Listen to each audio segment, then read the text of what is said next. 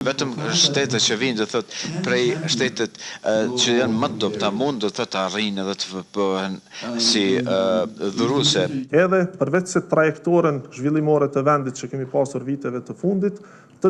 çoj edhe një sinjal në nivel global që Kosova megjithatë, përkundër madhësisë së ekonomisë, mund të konsiderohet partner i barabartë. Kosova tash e 15 vite është anëtare e Bankës Botërore dhe tash e 15 vite pra ka përfituar nga mbështetja e vazhdueshme nga AIDA apo Agjencia Ndërkombëtare për Zhvillim.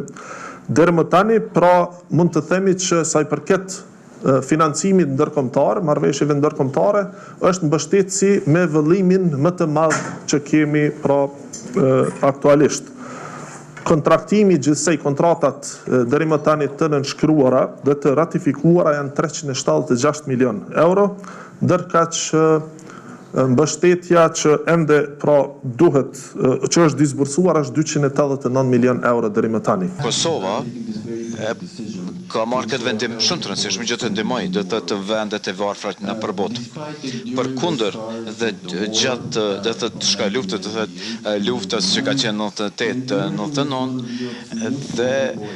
një prej ekonomive më të dëmtuara, vendimi i Kosovës për të kontribuar do të për IDA 2021, do të përfshin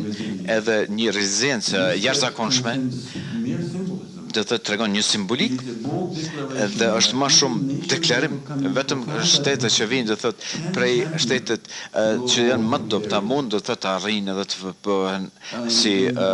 dhuruese. Kontributi total pra parashihet ose ka qenë diku rreth 30 miliardë euro, ndërka që kontributi i Kosovës për 4 vite të ardhshme parashihet të jetë diku 1.4 milion dollar. Por që si që thashtë, si shtet përfitus, në këtë rast ne kemi përfituar shumë e vazhdojmë përfitojmë shumë më tepër, sidomos ta zojmë nëse marrim vetëm njërin nga marrëveshjet, pra që është marrëveshja për financimin e politikave zhvillimore, pra që po pret ratifikimin në kuvend në vlerë prej 90 milion euro, e që vetëm kostoja e interesit që është përfituar aty pra të cilën nuk e paguajmë nëse e krahasojmë me tregun, është shumë fish më e lartë se sa kontributi ynë që po japim. Por gjithsesi, ky kontributi ynë ka për synim, pra si që thash, të tregoj